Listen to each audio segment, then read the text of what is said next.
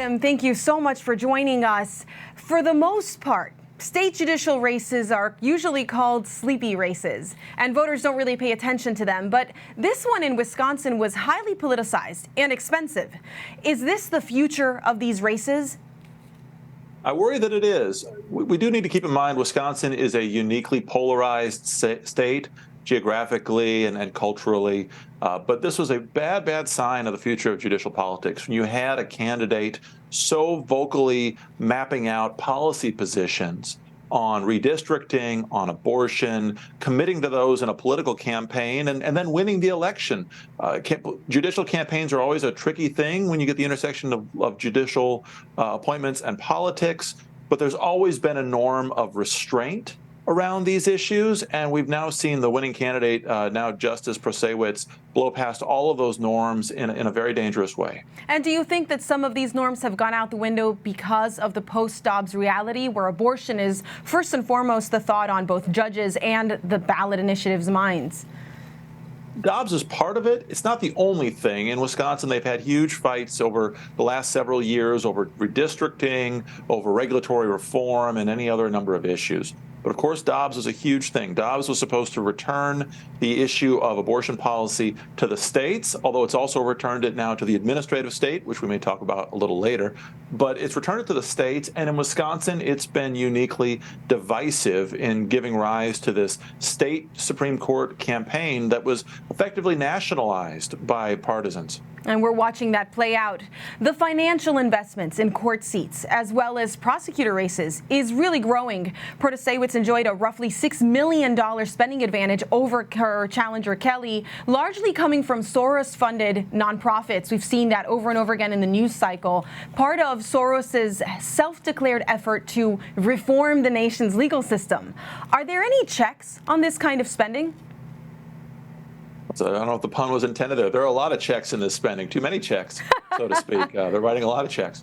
I think that's a symptom, right? It highlights the stakes. There's money flowing into these races precisely because people see so much policy at stake, and also the culture of the rule of law, or a culture against the rule of law, at stake. There isn't a whole lot to stop it other than the state reforming itself, although the Supreme Court has said in recent years, a case about a decade ago, that when judges make promises in political campaigns that raise real questions about their neutrality going forward, their own role on that court in particular cases moving forward might be affected. There are due process questions about people not having an independent and neutral judge deciding their case. I'll be curious to see if the federal courts or the Supreme Court are called to return to that issue in cases arising out of Wisconsin. Well, let's dig into that for a second. Throughout the campaign, Dan Kelly slammed Janet Prasewicz for focusing on partisan issues, including abortion and the election maps.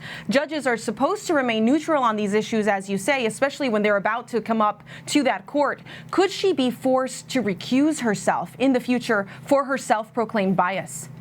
It's a good question.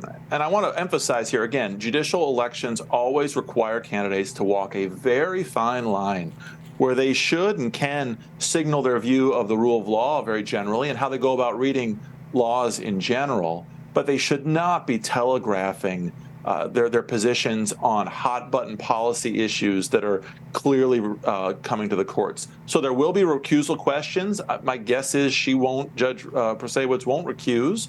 I think the real question is going to be if subsequent lawsuits are filed in federal courts arguing that her role in particular cases raises due process concerns because she staked out these policy positions in this judicial campaign. Now, Adam, earlier in the show, we discussed the recent Texas ruling on the FDA approval of abortion pills, as well as the companion ruling in Washington state. You served on the presidential commission that reviewed the powers of the judiciary. There are some who are concerned about the power that one judge has in one state on a national issue.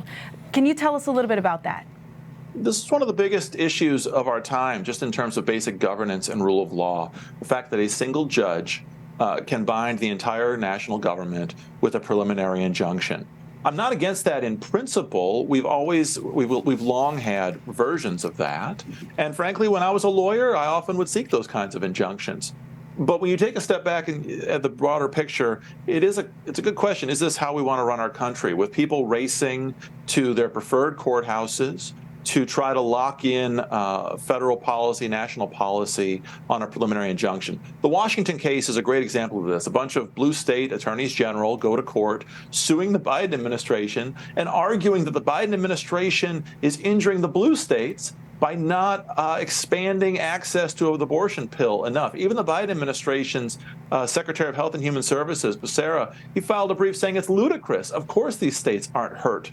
But they managed to get a single judge in Washington to declare that the Biden administration shouldn't comply, in effect, with this Texas decision. Now, the Texas decision, it does raise questions of its own. There are questions about standing. There are questions about the merits. I'm happy to get into those. But I'd say the plaintiffs in that case still have a steep hill to climb themselves. They won at the trial court. We shouldn't take for granted they will win in the Fifth Circuit or that the Supreme Court will hear this case. Well, we'll be looking out to see if they do. Thank you so much, Adam. Thank you.